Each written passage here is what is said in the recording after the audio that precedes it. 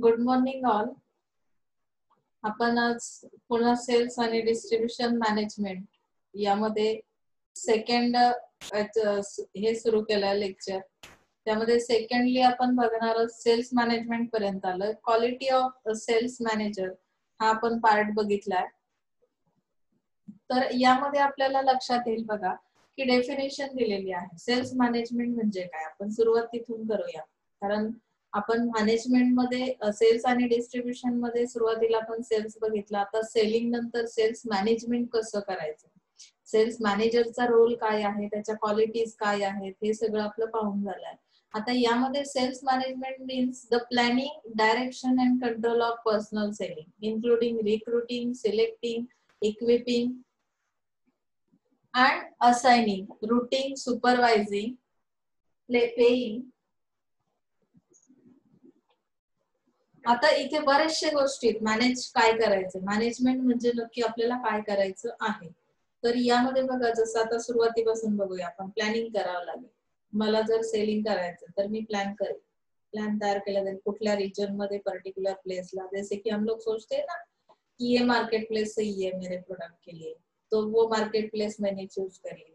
वो पहला first thing हमने प्लेस डिसाइड कर ली, उसके लिए प्लान तैयार किया कि यार इस मार्केट प्लेस में अगर मेरा प्रोडक्ट जाएगा तो किस तरह से जाएगा, कौन से डिस्ट्रीब्यूशन चैनल्स उसके लिए यूज किए जाएंगे, सही डायरेक्शन से उसके लिए डायरेक्शन चूज की जाएगी कि कौन सी डायरेक्शन सही रहेगी, कौन सा मीडिया यूज करना पड़ेगा ऍडव्हर्टायझिंग के लिए, वो भी सोचना पड़ेगा. आता यामध्ये सेकंड थिंग काय सांगितली, control of personal selling. Personal selling साठी जे काही तुम्ही सेल्स रिप्रेझेंटेटिव्ह वगैरे यूज करता किंवा सेल्स पीपल्स असतात, अपॉइंट केले जातात, तर त्यांना सुद्धा कंट्रोल मध्ये ठेवणं हे सुद्धा मॅनेजमेंटचा एक पार्ट असेल. इन्क्लुडिंग रिक्रुटिंग, रिक्रुटिंग करायचं. रिक्रुटिंग अँड सिलेक्शन तुम्हाला माहिती आहे की नाही, नवीन पर्सन्स अपॉइंट केले जातात, त्यांना ट्रेन केलं जातं आणि त्या पद्धतीने तुम्ही काय करत जाता, सप्लाय करत जाता तुमचे प्रॉडक्ट्स त्यांच्या थ्रू. मग यामध्ये असाइन केले जातात इक्विपमेंट्स. जे काही इक्विपिंग म्हणजे काय की कुठले इक्विपमेंट्स यूज केले जातील. आता तुम्हाला अगदी टीवायला जो कॉमनचा सब्जेक्ट आहे त्यामध्ये लक्षात येईल, इक्विपिंग हा जो पार्ट आहे तो बराचसा वास्ट आहे. Logistic and supply chain management मध्ये मी तुम्हाला तो शिकवणारच आहे की कशा पद्धतीने मटेरियल अवेलेबल केलं जातं, ते अवेलेबल केल्यानंतर ते स्टोअर कसं केलं जातं, त्याच्या काही प्रोसेस आहेत त्या आपण लॉजिस्टिक मध्ये बघणार आहोत. Assigning, routing, supervising, paying and motivating as this task apply to the personal sales force. आता हे सगळेचे की टास्क म्हणजे काय की हे सगळीच्या सगळी कामं तुम्ही कशा पद्धतीने करणार आहात, हेच काय आहे तुमचं सेल्स मॅनेजमेंट. ओके. मग त्यामध्ये आता सेल्स मॅनेजमेंटचं नक्की ऑब्जेक्टिव्ह काय आहेत, मॅनेजमेंट मुळात करायचंच कशासाठी. जैसे कि हम सोचते हैं ना कि अगर मैंने प्रोफेशनल कोर्स चूज किया है, मैनेजमेंट का कोर्स है, लेकिन मुझे ये सवाल है कि ये मैनेजमेंट करना ही क्यों है, इसका मेन ऑब्जेक्ट क्या है. अभी सेलिंग करना है, सेल्स मैनेजमेंट करना है, तो उसके भी कुछ ऑब्जेक्टिव्स रहेंगे. जैसे कि हम यहाँ देख सकते हैं, आप लोग इसमें स्क्रीन में देख सकते हो कि achieving sufficient sales value. Achievements तो होते ही है. जैसे कि हम लोग सोचते हैं ना कि सेल्स कितना हो रहा है, सफिशियंट सेल्स वॅल्यू यानी की यामध्ये तुम्हाला खरंच बेनिफिट मिळतंय का, म्हणजे तुम्हाला जेवढं अपेक्षित आहे तेवढं सेल्स होतोय का, तर त्या पद्धतीचं एक तुमचं ऑब्जेक्टिव्ह असलं पाहिजे. ओके. म्हणजे मला कमीत कमी आणि जास्तीत जास्त किती प्रॉफिट अपेक्षित आहे त्यानुसार मी काय केलं, ऑब्जेक्टिव्ह डिसाइड केले. Providing sufficient profit, sufficient profit मिळणं खूप अपेक्षित आहे. मी सेल करतो पण मला काहीच प्रॉफिट मिळत नाहीये, असं जर झालं तर काय होईल, नाही चालणार. एक्सपिरियन्सिंग कंटिन्युइंग ग्रोथ, मार्केटमध्ये तुम्ही सेल्स करताय तर त्या सेल्सला काय असणार आहे, जसं आपण 4 P's मार्केटिंगच्या स्टडी केलं की नाही. स्टार्टिंग काय आहे, इंट्रोडक्शन स्टेज आहे. सेकंड थिंग आहे ग्रोथ स्टेज आहे. थर्डला काय होईल, तुम्ही कुठल्या प्लेसला जाल, थर्ड स्टेजला गेल्यानंतर इथे एका प्लेसला जाऊन तुम्ही स्टेबल होणार आहात. ग्रोथ, इंट्रोडक्शन, ग्रोथ आणि त्यानंतर फोर्थ स्टेज येते डिक्लाइन. थर्ड स्टेज जी आहे त्यामध्ये तुम्हाला काय समजतं की कंटिन्युअसली ग्रोथ झालेली आहे, एका स्टेपला जाऊन तुम्ही सेट झालेला आहात आणि त्यानंतर तुम्ही काय करणार आहात, ज्यावेळी कळतं की कंटिन्युअसली ग्रोथ होते, ग्रोथ स्टेजवरून तो थर्ड स्टेपवर प्रोडक्ट जाणार आहे, त्यावेळी तुम्ही काय करणार आहात, एक नवीन डिसिजन घेतला जातो नवीन प्रोडक्टसाठी, नवीन प्रोडक्ट सेल केला जातो. त्याचं कारण काय, की एक ठराविक काळापर्यंत मार्केटमध्ये एखादा प्रोडक्ट चालतो, त्यानंतर चेंज अपेक्षित आहे प्रत्येक कस्टमरला. कस्टमर रेग्युलरली, आताचा जो कस्टमर आहे त्याला चेंजेस अपेक्षित आहेत, त्याला तोच प्रोडक्ट फार काळ वापरणार नाहीये तो. मग त्यावेळी तुम्ही जे लॉन्चिंग करता, न्यू प्रोडक्टची अनाउन्समेंट केली जाते, मग त्यानंतर त्या अनाउन्समेंट नंतर तुम्ही काय करता, तो प्रोडक्ट मार्केटमध्ये आणण्याचा प्रयत्न करता. इथे सेल्स मॅनेजमेंट करताना सुद्धा तुम्हाला तो एक्सपिरियन्स मिळाला पाहिजे. सेल्स करतोय म्हणजे माझ्या सेल्स मध्ये इन्क्रीज होतंय का, सुरुवातीला फर्स्ट वीक मध्ये किती सेल होत होता, दुसऱ्या सेकंड वीकला तो कशा पद्धतीने इन्क्रीज झाला, तर हे सगळं तुम्हाला ऑब्जेक्टिव्ह तुम्ही डिसाइड केलेले असतील. यामध्ये आता ही सेल्स मॅनेजमेंट मध्ये डेव्हलपमेंट कशी होत गेली बघा, काही त्यांनी मेजर पॉइंट्स दिलेले आहेत. डेव्हलपमेंट इन सेल्स मॅनेजमेंट कुठल्याही गोष्टीचे, आता आपण जसं की कुठल्या गोष्टीचं इव्होल्युशन बघतो किंवा त्याच्या स्टेजेस बघतो डेव्हलपमेंटच्या, तसं सेल्स मॅनेजमेंट मध्ये सुद्धा असणार आहे की डेव्हलपमेंट झाली म्हणजे काय, की इन्क्रीज झाली कॉम्पिटिशन, एकापेक्षा अधिक मार्केटर्स मार्केटमध्ये आले, एकापेक्षा अधिक प्रोडक्ट सर्व्हिसेस मार्केटमध्ये आले, त्यामुळे हळूहळू तो एरिया काय होत गेला, डेव्हलप होत गेला. Speed and efficiency in operation, टेक्नॉलॉजीचा इम्पॅक्ट झाला, त्यामुळे बऱ्याचशा प्रोसेस स्पीडी झाल्या किंवा तुमचे जे ऑपरेशन्स आहेत त्यामध्ये इफिशियन्सी आली, सर्व्हिसेस इफिशियंटली मिळतात. म्हणजे नक्की काय होतं, तर तुम्ही क्विक ऍक्शन, आता ऑर्डर केली की दुसऱ्या मिनिटाला प्रोडक्ट सुद्धा मिळतात, काही असे पण प्रोडक्ट्स आहेत, किंवा त्यासाठी एक टाइम पिरियड ठरवून दिलेला आहे, त्या टाइम पिरियड मध्ये त्या सर्व्हिसेस तुम्हाला अवेलेबल करता येतात. ग्रेटर फोकस ऑन कस्टमर्स, इथे कस्टमरला किंग म्हटलेलं आहे मार्केट मधला. मग कस्टमर जर किंग आहे तर त्या कस्टमरवर किती फोकस केला जातो, ग्रेटर फोकस असला पाहिजे, की ज्याच्या थ्रू ज्याला सॅटिस्फाईड करण्यासाठी तुम्ही काय करताय, सेलिंग करताय, ही प्रोसेस कम्प्लीट करताय. मग ह्यामध्ये डेव्हलपमेंट साठी कुठल्या स्टेज होत्या, तर इफेक्टिव्हनेस टू इफिशियन्सी ही फर्स्ट स्टेप होती. तुमचं जे काही रिलेशनशिप आहे, तुमचा जो काही प्लॅन आहे मार्केटिंगचा, तर त्यामध्ये how much of the plan has been fulfilled or realize. मार्केटिंगचा प्लॅन कोणासाठी तयार केलाय, कस्टमरसाठी तयार केलेला आहे. मग त्या कस्टमर किती चांगल्या पद्धतीने फुलफिल झाला किंवा सॅटिस्फाईड झाला, इफेक्ट किती झाला कस्टमरवर, त्यावर ते डिपेंड आहे. ओके, मग इफिशियन्सी हा पार्ट जो आला, the effectiveness focuses on contribution in relation to the target or objective, and efficiency means contribution in relation to cost. Efficiency कशाशी कॉन्ट्रीब्युट करते, कॉस्टचे रिलेशन आहे, आणि तुमची इफेक्टिव्हनेस हा टार्गेट ऑडियन्सवर इम्पॅक्ट करतो, टार्गेट ऑब्जेक्टिव्ह जे आहे त्याच्यावर इम्पॅक्ट करतो. ओके, आता यामध्ये त्यांनी सांगितलंय की efficiency how can you achieve, तर मग त्यामध्ये दोन पॉइंट सांगितलेले आहेत, टू वेज आहे, there are two ways. By increasing productivity, productivity increase झाली म्हणजेच काय झालं, इफिशियन्सी अचीव केली तुम्ही. येते लक्षात, प्रोडक्टिव्हिटी कशा पद्धतीने इन्क्रीज करता येते, as per market demand. Customer तुम्हाला कशी डिमांड करतो त्यानुसार ती इफिशियन्सी तुमच्याकडे असली पाहिजे. तुम्ही कशा पद्धतीची टेक्नॉलॉजी यूज करताय त्यानुसार काय होणार आहे, इफिशियन्सी तुम्ही अचीव करू शकता. सेकंड थिंग सांगितलं, by reducing cost through better cost management. Management काय आहे हे आपण फर्स्ट ईयर पासून बघतोय. जैसे कि हमने एक एग्जाम्पल भी देखा था कि 1 कप चाय बनाने के लिए हमें मटेरियल कितना यूज करना पड़ेगा, टी पाउडर कितनी होगी, शुगर कितनी होगी, आपका मिल्क कितना होना चाहिए. तो अगर बेटर मैनेजमेंट है तो हम क्या करेंगे, यहाँ पे अवॉइड करेंगे की वेस्ट ऑफ द मटेरियल, म्हणजेच वेस्ट ऑफ कॉस्ट. म्हणजे इथे तुम्हाला काय करायचंय की 1 कप चहासाठी ज्या पद्धतीचं मॅनेजमेंट तुम्हाला सांगितलेलं आहे त्या पद्धतीने जर गेला तर कॉस्ट रिड्यूस केली जाईल. म्हणजेच काय की एक्सेसिव्ह मटेरियल तुम्ही वापरणार नाही, प्लस तुम्ही क्वालिटी देऊ शकता. प्रॉपर मॅनेजमेंट आहे, मी प्रॉपर इन्ग्रेडियंट्स कंटेंट्स त्या याच्यामध्ये यूज केले टी साठी, तर कदाचित त्या चहाची क्वालिटी बेस्ट असेल. येते लक्षात. म्हणजे आपल्याला प्रॉपर मॅनेजमेंट केल्यामुळे इफिशियन्सी तर येतेच, कॉस्ट रिड्यूस केली जाते. येते लक्षात? सेकंड थिंग सांगितली बघा की डेव्हलपमेंट मध्ये सेल्स मॅनेजमेंटची जी काही डेव्हलपमेंट झाली, मल्टी डिसिप्लिनरी अप्रोच.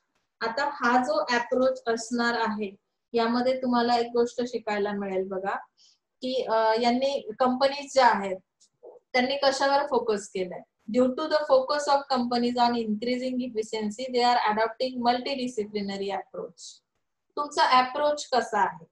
आता त्यामध्ये त्यांनी कुठला अप्रोच यूज केलाय की प्रोडक्टिव्हिटी इन्क्रीज करण्यासाठी त्यांनी रिसर्च आणि डेव्हलपमेंट करण्याचा प्रयत्न केला. म्हणजे काय?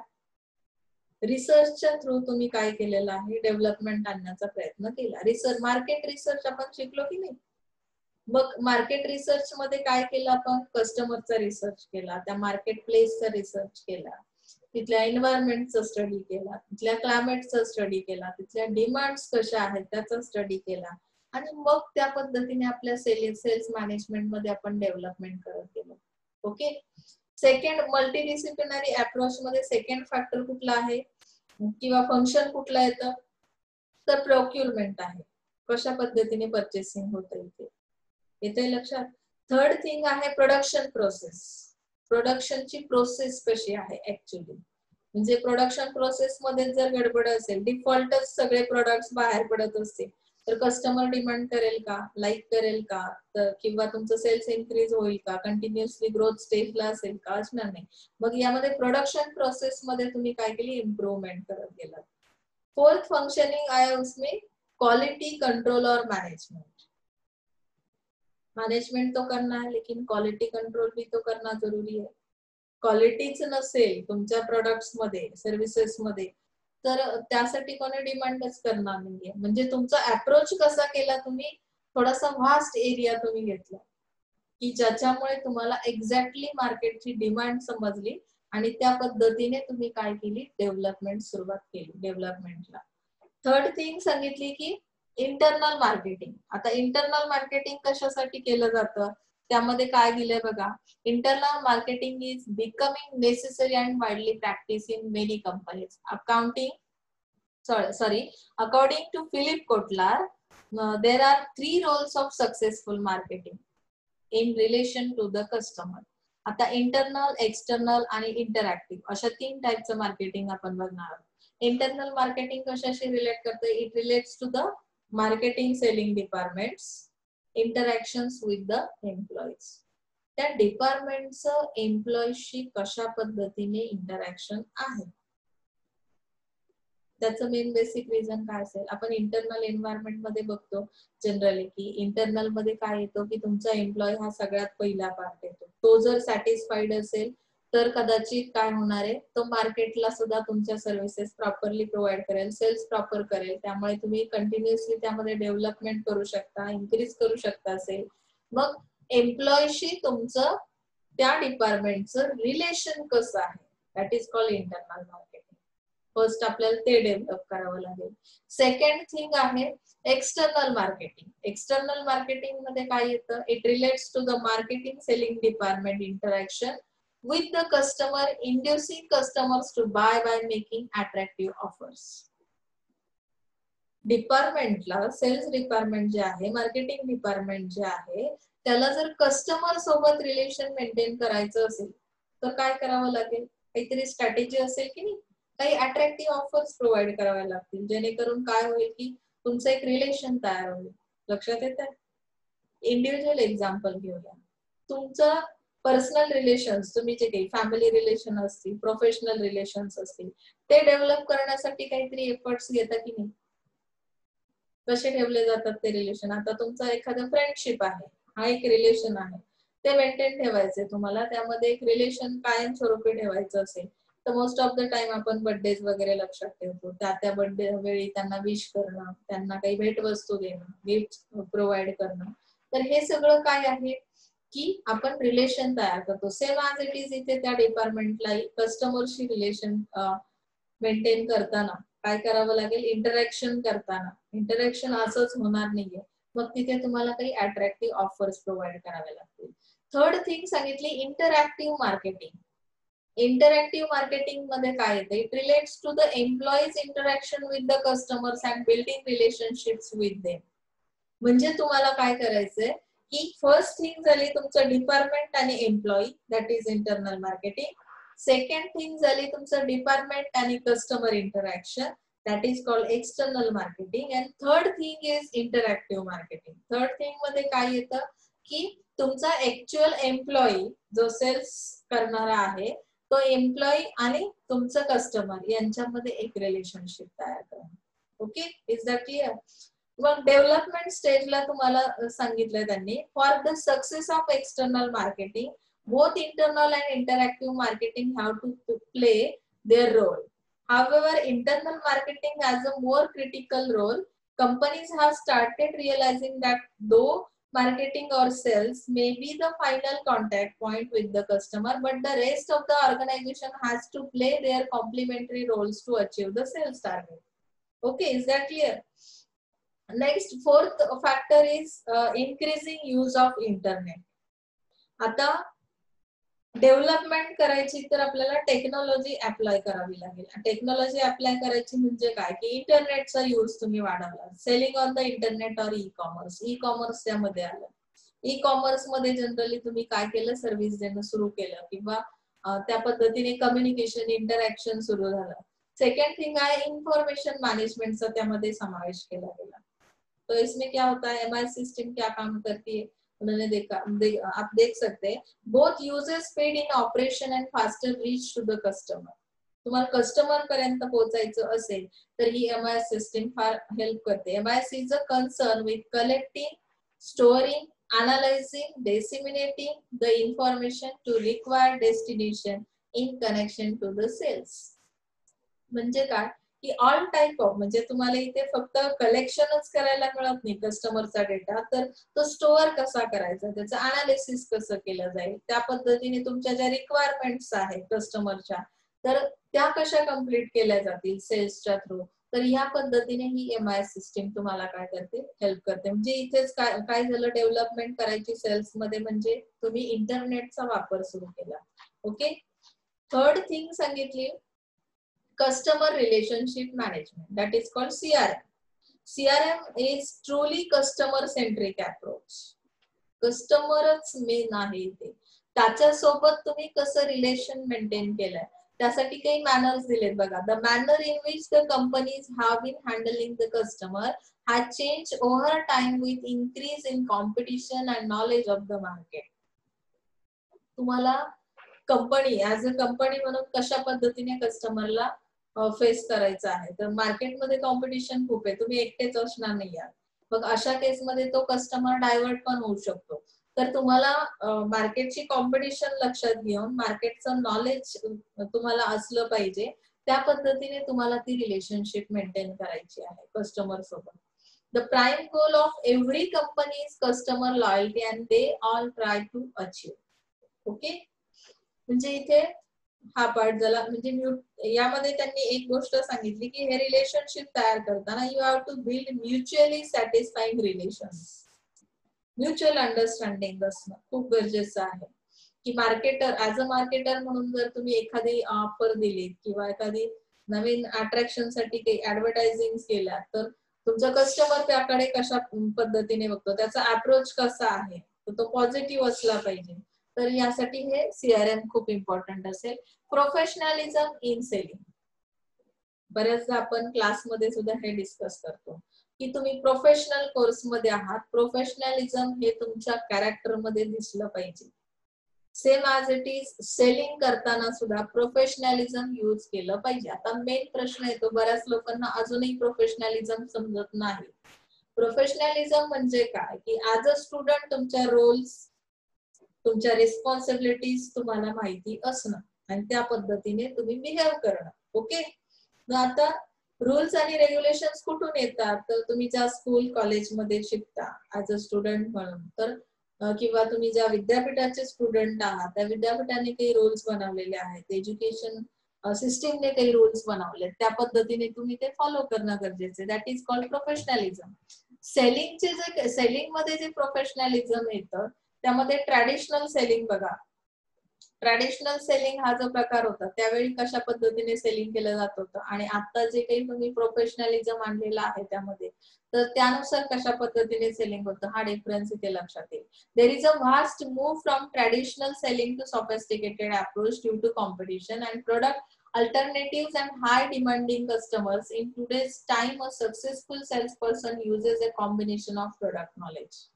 सेल्सपर्सन फक्त सेलिंग करण्याचं काम करणार नाहीये. दे have the knowledge of that product. म्हणजे काय की त्यांच्याकडे त्या प्रोडक्टचं अप टू डेट नॉलेज असेल. त्यामुळे ऑटोमॅटिकली इथे प्रोफेशनलिझम तुम्हाला सेलिंगचे स्किल्स असतील. म्हणजे काय कन्व्हिन्सिंग पॉवर त्यांच्याकडे असेल. ते तुम्हाला up to date information provide करू शकतील. They have the ability to conclude business and create and retain satisfied customers. तरच तुम्ही कस्टमरला सॅटिस्फाईड करू शकता. प्रोफेशनलिझम शिवाय काही पर्याय नाहीये. तुम्ही जर फॅमिली रिलेशन तिथे मेंटेन करायला गेलात, पर्सनल रिलेशन मेंटेन करायला गेलात, तर त्यामध्ये सेलिंग मध्ये डेव्हलपमेंट कधीच येणार नाही. ऍज अ टीचर, जसं की आपण आपलं जनरल एक्झाम्पल घेऊ शकतो. ऍज अ टीचर म्हणून मी जेव्हा तुम्हाला टीच करते तेव्हा मला प्रोफेशनलिझम फॉलो करणं खूप गरजेचं आहे. मी कुठल्याही स्टुडंट सोबत जर पर्सनल रिलेशनशिप ठेवली किंवा फॅमिली रिलेशनशिप असेल तर मी तेवढ्या चांगल्या पद्धतीने मोटिवेट करू शकणार नाही त्या स्टुडंटला किंवा तेवढं चांगलं एज्युकेशन मी प्रोव्हाइड करू शकणार नाही. त्यामुळे इथे प्रोफेशनलिझम असणं खूप गरजेचं आहे. सेलिंग मध्ये सुद्धा जर डेव्हलपमेंट करायची असेल तर तुम्हाला प्रॉपर स्किल्स मेंटेन करावे लागतील. तुमचं ऍटिट्यूड त्या पद्धतीने असलं पाहिजे. त्यासाठी तुम्ही अप्रोप्रिएट ट्रेनिंग घेतलेलं असलं पाहिजे. तेव्हा काय होईल की डेव्हलपमेंट होईल. Many companies have set up their own management development centers for training employees in professional sales management. Professionalism शिकवण्यासाठी सुद्धा तुम्हाला ट्रेनिंग प्रोव्हाइड केलं जातं. कंपनीच्या थ्रू अशा पद्धतीची प्रोव्हिजन असणार आहे. त्यासाठी सेल्स मॅनेजमेंट डेव्हलपमेंटचे सेंटर्स त्यांनी तयार केलेले आहेत आणि त्याच्या थ्रू ते काय करतात, एम्प्लॉईजला ट्रेन करतात. ओके, म्हणजे डेव्हलपमेंट कशी झाली सेल्स मॅनेजमेंट मध्ये इथपर्यंत आपण आलोय. सेकंड जो काही आपला टॉपिक आहे structure of sales organisation. Sales planning शिकलो आपण. सेल्स मॅनेजमेंट करायचं कसं तेही शिकलो. त्याची डेव्हलपमेंट कशी होऊ शकते त्यासाठी काही पॉइंट स्टडी केले. Now let us see the structure of sales organisation. Structure means what? Structure कसं बनतं? जनरल आहे बघा, जनरल क्वेश्चन आहे. तुम्ही घर बनवता बरोबर, मग त्यासाठी एक स्ट्रक्चर तयार केलं जातं. म्हणजे काय करता, इंजिनिअरिंग प्लॅन काढला जातो. किती रूम्स असतील, किती डोअर्स असतील, किती विंडोज असतील, किचन कशा पद्धतीचं असेल, 1 BHK असेल, 2 BHK असेल, त्याचा एक फॉर्मॅट तयार केला जातो, एक स्ट्रक्चर तयार केलं जातं. सेम सेल्स ऑर्गनायझेशन आहे, सेलिंग करते. मग अशा केसमध्ये त्याचं जे काही स्ट्रक्चर आहे तर त्या स्ट्रक्चरचा इम्पॅक्ट काय होतो, increase the effectiveness of the sales force. मग आता यामध्ये फंक्शनल सेल्स स्ट्रक्चर, फंक्शन्स करणं म्हणजे काय काम करते सेल्स ऑर्गनायझेशन जे वर्क करते, तर त्यामध्ये functional sales structure it is similar to the corporate functional structure except that in this case different functions are confined to only marketing and sales. In this structure the marketing research manager and the promotional manager give their inputs or feedback to the area sales manager who conveys them after his analysis to the sales people. ते cells manager काय करतात, एक feedback घेतला जातो, त्यानुसार cells manager काही convey करतात. Convey किंवा अनालिसिसच्या थ्रू ते काय सांगतात की सेल्स पीपलला या पद्धतीने सेल्स पीपल जर गेले त्या डायरेक्शनने तर कदाचित तुम्हाला सेलिंग इन्क्रीज करता येईल. म्हणजे मग ते फंक्शनल ऑर्गनायझेशन काय करते, एक स्ट्रक्चर तयार करते. त्यामध्ये मोस्टली तुम्ही बघू शकता, आता आपली डायग्राम बघा इथे तुम्हाला लक्षात येईल. हेड मार्केटिंग, मार्केटिंगचा एक हेड असेल, त्याच्या अंडर बघा किती लोक काम करतील, 4 persons, 4 persons are there. First one marketing research manager, second sales manager, promotional manager and fourth one customer service manager. कस्टमरला जी काही सर्व्हिस तुम्ही प्रोव्हाइड करता, इथे प्रमोशनल मॅनेजर म्हणजे काय की प्रमोशन्स कुठले देणार आहात त्या प्रोडक्ट सोबत सेलिंग करताना, किंवा मार्केटिंग रिसर्च मॅनेजर म्हणजे मार्केटचा रिसर्च जो केला जातो तो कुठल्या वेनी करायचा आहे त्यासाठी एक मॅनेजर आहे अपॉइंट केलेला. मग मार्केटिंग हेड च्या अंडर हे 4 मॅनेजर्स काय करतायत, वर्क करतायत. यामध्ये सेल्स मॅनेजर, आता आपल्याला ऍक्च्युअली सेलिंगचं स्ट्रक्चर बघायचंय त्यांचं कसं असेल, तर सेल्स मॅनेजरच्या अंडर एरिया सेल्स मॅनेजर्स असतील 4 टाईपचे, जसं ईस्ट, वेस्ट, साऊथ, नॉर्थ, अशा पद्धतीच्या 4 डायरेक्शन्स आहेत. त्या डायरेक्शन वाईज तुम्ही काय कराल, एरिया सिलेक्ट कराल आणि त्या पर्टिक्युलर एका एरियासाठी एक मॅनेजर अपॉइंट केला जाईल आणि त्यानुसार ते सेलिंग कोणाच्या थ्रू केलं जाईल, थ्रू अ सेल्स पीपल. समजते डायग्राम? म्हणजे ह्या पद्धतीचं हे स्ट्रक्चर तयार केलं गेलं फंक्शनल ऑर्गनायझेशनचं. त्याचे बेसिक ऍडव्हान्टेज काय आहेत? It's administration is very simple. Simple आहे, तुम्हाला स्ट्रक्चर मध्येच लक्षात येतं की फार क्रिटिकल यामध्ये काही नाहीये. तुम्हाला समजेल अशा पद्धतीचं हे स्ट्रक्चर आहे. Qualified person guide the sales force. हा जो सेल्स पीपल याने सेल्स फोर्स इथे तुम्ही यूज करताय, त्यांना क्वालिफाईड पर्सन्स काय करणार आहेत, गाईड करणार आहेत. एरिया सेल्स मॅनेजर्स आहेत, ज्यांच्या थ्रू त्यांना गायडन्स दिलं जाईल. यांना गाईड करणारे सेल्स मॅनेजर आहेत आणि सेल्स मॅनेजरला गाईड करणारे head, marketing of the head. Okay, म्हणजे इथे सिंपल स्ट्रक्चर आहे. पण तुम्हाला जसं मी रेग्युलर सांगते की प्रत्येक गोष्टीला 2 साइड असतात. हे स्ट्रक्चर त्याचे बेसिक ऍडव्हान्टेज आपण स्टडी केले, तसेच त्याला काही डिसएडव्हान्टेजेस सुद्धा असणार आहेत. See this, the effectiveness is reduced as it increases the company's product and market segment. हे जे सिंपल स्ट्रक्चर आहे हे फक्त पर्टिक्युलर एका प्रोडक्ट साठी आपण विचारात घेतलेलं आहे. अगर हम सोप का सेलिंग कर रहे हैं तो इसमें अगर हमने एडिशनल कुछ और प्रोडक्ट कर दिए, जैसे कि कंपनी का रहता है मल्टीपल प्रोडक्शन, तो यहाँ पे क्या हो सकता है, कॉम्प्लेक्शन बढ़ सकता है, इफेक्टिवनेस रिड्यूस हो सकता है. क्यों? क्योंकि ये जो स्ट्रक्चर है ये किसी एक ही प्रोडक्ट को ध्यान में रखते हुए बनाया गया है. Okay, smaller firms finds this system expensive. Small scale industries, large scale industries याबद्दल आपण नेहमीच चर्चा केलेली. तर स्मॉल स्केल इंडस्ट्रीज असतील, स्मॉल फर्म्स असतील, तर त्यांना अशा पर्टिक्युलर वेने जाऊन जर सेलिंग करायचं असेल तर एक्सपेन्सिव्ह होणार आहे, कारण त्यांचं प्रॉफिट तेवढं नाहीये किंवा त्यांचं सेलिंग तेवढा नाहीये की त्या पद्धतीने ते काय करतील, इथे इन्व्हेस्टमेंट करतील. एरिया सेल्स मॅनेजर अपॉइंट करणं किंवा सेल्स पीपल अपॉइंट करणं, प्रत्येक एरिया वाईज मॅनेजर अपॉइंट करणं, हे स्मॉल स्केल इंडस्ट्रीसाठी पॉसिबल नाही किंवा ते एक्सपेन्सिव्ह असेल त्यांच्यासाठी. Okay, the burden of coordinating the activities of highly diverse specialist is placed on a single individual. म्हणजे येथे कोऑर्डिनेशन करणं जे आहे, coordinating the activities of highly diverse specialist is placed on a single individual. म्हणजे काय की हे जे स्पेशालिस्ट आहेत यांच्यामध्ये कोऑर्डिनेशन हा पार्ट कसा असेल, बर्डन असेल यांच्यावर, कारण प्रत्येक एरिया वाईज एक एक मॅनेजर आहे आणि त्यांच्यामध्ये कोऑर्डिनेशन होणं, स्पेशालिस्ट जे अपॉइंट केलेले आहेत त्या पर्टिक्युलर त्या सेल्स फोर्स सोबत कोऑर्डिनेशन करणं त्यांना तसं बर्डनचं असणार आहे. हा एक डिसएडव्हान्टेज त्यामध्ये दिला. Product specialisation structure. आता फंक्शनल स्ट्रक्चर आपण पाहिलं, सेलिंग साठी जे काही स्ट्रक्चर्स त्यांनी बनवलेले आहेत त्यामधला हा सेकंड पार्ट आहे, प्रोडक्ट स्पेशलायझेशन स्ट्रक्चर. आता तुम्हाला डायग्राम दाखवली की लक्षात येईल. हे बघा, इथे डायग्राम दिसते आपल्याला. हेड मार्केटिंग आहे सेम, मार्केटिंग रिसर्च मॅनेजर आहे सेम, जनरल सेल्स मॅनेजर आहे, फॉर प्रमोशन मॅनेजर आहे, सेल्स ट्रेनिंग मॅनेजर आहे. ओके, हे मार्केटिंग ऑफ द हेडच्या अंडर काम करतायत. आता जनरल सेल्स मॅनेजर, आता आपल्याला प्रोडक्टचं स्ट्रक्चर आपण स्टडी करतोय बरोबर की नाही. आपण अगोदर जे स्ट्रक्चर पाहिलं ते फंक्शनल सेल्स स्ट्रक्चर होतं. फंक्शन वाईज तुम्ही काय केलं होतं, जसं फंक्शन आहे त्यानुसार ते डिवायडेशन, डिस्ट्रीब्युशन केलं होतं वर्कचं.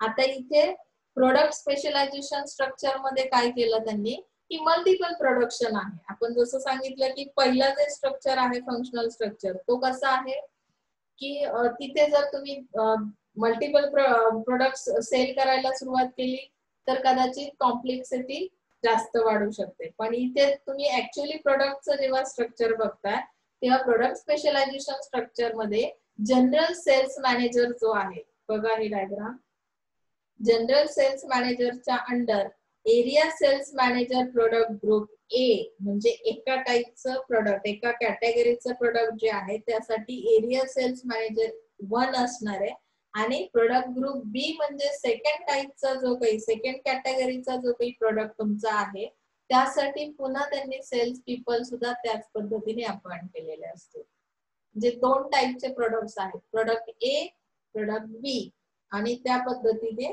त्यांनी ह्या स्ट्रक्चर मध्ये चेंज केलेला आहे. आता त्याचे ऍडव्हान्टेज बघू शकता तुम्ही.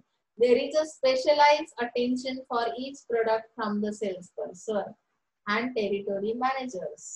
एक एक टेरिटोरी तुम्ही सिलेक्ट केलेली आहे आणि त्या प्रत्येक टेरिटोरीसाठी तुम्ही काय केलं, एक एक मॅनेजर अपॉइंट केलेला आहे. आता इथे they can improve the quality bye focusing only on their product. म्हणजे आता या एरियासाठी जे काही मॅनेजर्स आहेत किंवा या एरियासाठी जे काही सेल्स पीपल अपॉइंट केलेले आहेत तर ते काय करू शकतील, फोकस करू शकतील क्वालिटी, प्रोडक्ट क्वालिटीवर फोकस करू शकतील, त्या पर्टिक्युलर टार्गेट ऑडियन्सला काय करू शकतील, फोकस करू शकतील. म्हणजे इथे कॉन्फ्लिक्शन थोडंसं कमी. त्यानंतर adequate attention is given to the product line. म्हणजे आता प्रोडक्ट ए ची जी काही लाईन आहे, प्रोडक्ट लाईन म्हणजे काय तर त्याच टाईपचे. आता सपोज तुम्ही विम्बारचं एक्झाम्पल घेऊ शकता, सॉलिड फॉर्म मध्ये आहे, लिक्विड फॉर्म मध्ये आहे, तर अशा पद्धतीने त्या प्रोडक्टची जी काही लाईन आहे त्या प्रोडक्टच्या लाईनवर काय करू शकता की या ब्रँड्सवर तुम्ही अटेन्शन देऊ शकता आणि त्या पद्धतीने तुम्ही सेलिंग करू शकता प्रत्येक एका कस्टमरला. Management can guide selling efforts. Selling efforts कसे घ्यायचे, मग त्यासाठी गायडन्स कोणाकडून मिळेल, मॅनेजमेंट कडून. इथे मार्केटिंग हेड जो आहे तर मार्केटिंग हेडला सुद्धा काय असेल, मॅनेजमेंटच्या थ्रू गायडन्स प्रोव्हाइड केलं जाईल आणि त्याच्या थ्रू हे जे काही जनरल सेल्स मॅनेजर्स आहेत, एरिया सेल्स मॅनेजर्स आहेत, सेल्स पीपल्स आहेत त्यांना गायडन्स मिळेल. ओके. आता डिसएडव्हान्टेज बघूया. More than one sales person calls the same customer leads to confusion. इथे प्रॉब्लेम येऊ शकतो. सपोज एकच, आता इथे जे काही sales people product group A साठी अपॉइंट केलेले आहेत तर त्यांनी काय सुरुवात केली की एका सेल्स पर्सनने एका कस्टमरला कॉन्टॅक्ट करणं इट्स ओके, बरोबर. पण more than one sales person calls to one customer leads to confusion. प्रत्येकाची जी काही कन्व्हिन्सिंग पॉवर आहे ती डिफरंट असणार आहे. कम्युनिकेशन कशा पद्धतीने तुम्ही करता, मग त्यामुळे तो एकच कस्टमर आहे आणि खूप सारे सेल्स पीपल्स आहेत, तुम्ही त्याला जेव्हा कॉन्टॅक्ट कराल at a time one by one तर तिथे काय होण्याची शक्यता आहे, कन्फ्युजन वाढण्याची शक्यता आहे. लक्षात येतं. त्यानंतर सांगितलंय there is increase in selling cost. Selling cost obviously increase होणार आहे इथे, कारण की तुम्ही प्रत्येक एरिया वाईज मॅनेजर्स अपॉइंट केलेत, प्रत्येक एका ग्रुपसाठी वेगळा मॅनेजर आहे प्रोडक्टच्या, प्रत्येक एका ग्रुपसाठी वेगळ्या पद्धतीचे सेल्स पीपल अपॉइंट केलेत. मग हे सगळं कसं असणार आहे, सेलिंग कॉस्ट इथे ऑटोमॅटिकली इन्क्रीज होईल. जेवढे एक्सपेन्सेस तुमचे वाढतात तेवढे सेलिंग कॉस्ट सुद्धा इन्क्रीज होते. Too many calls frustrate the customer. आपल्याला सुद्धा अनुभव आहे याचा. जनरली एक्झाम्पल आपल्याला माहिती की जेव्हा कंपनी खूप वेळेस कॉल करते तुमच्या मोबाईलवर, तुम्ही बऱ्याचदा फ्रस्ट्रेट होता. कधी कधी खूप कामामध्ये बिझी असाल तरी सुद्धा तुम्हाला फ्रस्ट्रेशन येतं. म्हणजे इथे फार जास्तही तुम्हाला अट्रॅक्ट करण्यासाठी जेव्हा तुम्ही एफर्ट्स घेता सेलिंग करण्यासाठी तर त्यामुळे कस्टमर कदाचित फ्रस्ट्रेट होऊ शकतो. Lack of product specialisation by sales person. म्हणजे प्रोडक्ट स्पेशलायझेशन हा जो पार्ट आहे सेल्स पर्सनला तर कदाचित त्याची नॉलेज नसेल की कशा पद्धतीने प्रोडक्ट ए चा पर्सन जो आहे तर त्याला कदाचित प्रोडक्ट बी बद्दल जर विचारलं तर कदाचित त्याच्याकडे ते नॉलेज नसेल तरी सुद्धा कस्टमर सॅटिस्फाईड होत नाही, कारण त्यांना ते माहिती नसतं. तुम्हाला माहिती की तुम्ही ते सेल्स पर्सन कशासाठी अपॉइंट केलेले आहेत. एकाच कंपनीचे तर ह्यांना कसं हे प्रोडक्ट बी माहिती नाही असाही प्रश्न पडतो. त्यामुळे इथे काय होतं की नॉलेजचा इम्पॅक्ट दिसतो आणि तुमचं इम्प्रेशन डाऊन होतं. इथे थर्ड थिंग दिलेली मार्केट स्पेशलायझेशन स्ट्रक्चर. हे जे स्ट्रक्चर्स बनवलेत बघा सेल्स सेलिंगचे स्ट्रक्चर, खूप इंटरेस्टिंग पार्ट आहे. तुम्ही जर लक्षात घेतला तर तुम्हाला समजेल. मार्केट स्पेशलायझेशन मध्ये त्यांनी नॅशनल सेल्स मॅनेजर अपॉइंट केलेला आहे, ज्याच्या अंडर हे स्ट्रक्चर काय करतं, वर्किंग करतं.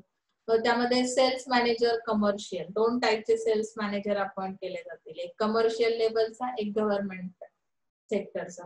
मग कमर्शियल लेवलवर म्हणजे व्यापारी तत्वावर जे काही सेलिंग केलं जातं, मग पुन्हा त्यासाठी अपॉइंटमेंट कोणाची केली गेली? Area sales managers. यामध्येही गव्हर्नमेंटच्या under area sales manager government, sales people. Okay.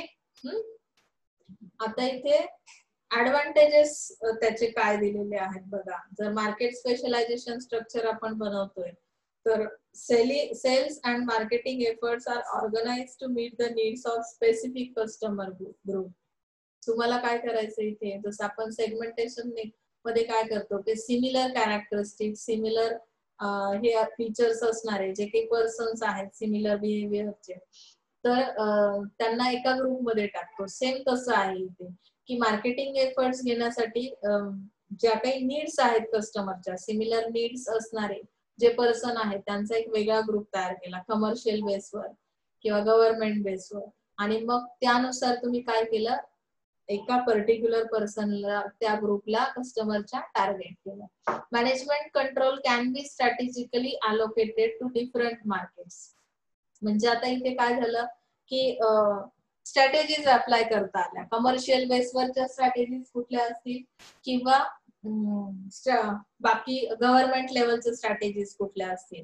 Cells representatives know the needs of their customers and build stronger relationship with them. CRM इथे काम करेल, कारण की ज्यावेळी तुम्ही कस्टमरच्या रिक्वायरमेंटचा विचार कराल, त्यांच्या नीड्सचा ऍज पर देअर नीड्स तुम्ही काय कराल की सेलिंग कराल, तर तेव्हा ऑटोमॅटिकली एक रिलेशनशिप तयार होईल. ओके.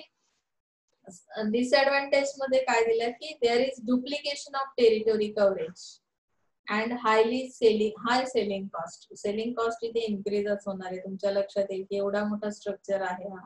कमर्शियल बेसवर पण एरिया सेल्स मॅनेजर्स आहेत, म्हणजे तुम्ही 4 डायरेक्शनला 4 टाइप्सचे मॅनेजर्स अपॉइंट केलेले आहेत. सेलिंग कॉस्ट इन्क्रीज होईल.